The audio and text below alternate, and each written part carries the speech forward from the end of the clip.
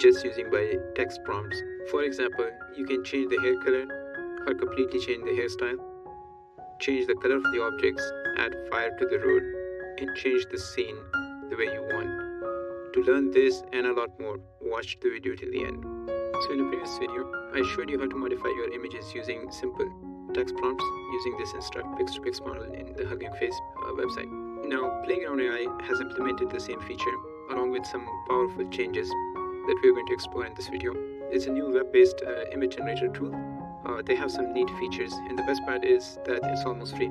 So when I say almost free, they give you almost 1,000 images per day that you can create, and you can actually commercially use them. So I'm going to play around with a number of images and show you different features. So let's first import our images. To import our images, go to this image import to edit. So the first image I'm going to import is this one. Now if you want to make some changes to the image, simply write your prompt here. So let's say we want to make her hair purple. Okay, to run the prompt, simply go down and click generate. So as a result, you will see that the model not only made her hair purple, but it also added a purplish shade to the t-shirt as well as to the lipstick.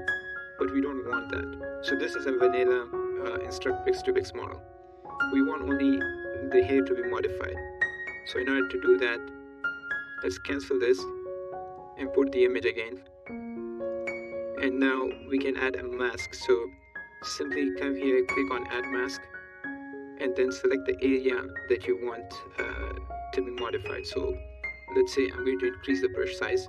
So here's how you can select the brush size, and then you simply put a mask around the hair area. Right? So it doesn't have to be very accurate. So let's say we have our mask here, and now again simply put the same instruction, make her hair purple. Alright, let's see what happens now. Okay, so you see now that only the hair are purple. It didn't change the rest of the image because we masked that area. So it's a really powerful tool in that sense. Now there's an option of how does the model control the effect of your instructions. So if you come here, edit instruction strength, so you can actually modify how much importance you want to give to your instruction compared to the original image. So let's say if you look at here, if you keep the value too high, right, so it will follow your instruction a lot closer. If the value is low, it will be a lot lower. Let's say we want to continue editing this image. So click on edit this image. That will bring it here. So that's going to become your original image. Now let's say we don't really like the background. We want to modify the background. So what I'm going to do is I'm going to add a mask to the background. So simply select the background. I've also selected some here, so I want to remove those. So select this eraser option, and then let's see, I think this is better. Okay, now let's say the instructions are going to be put mountains in the background.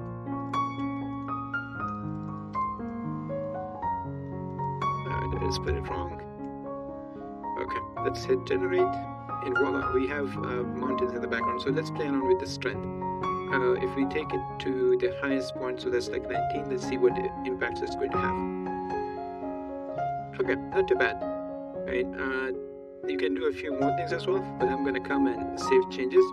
So let's say we have this image and we want to make her hair red. We want to do like multiple changes, but let's start with it. So I didn't really mask anything.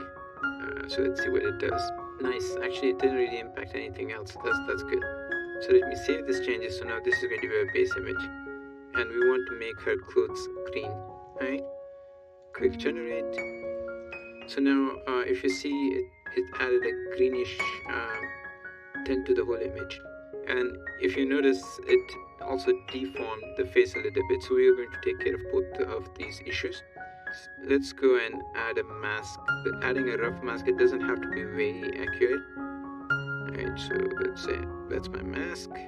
Now let's run this again.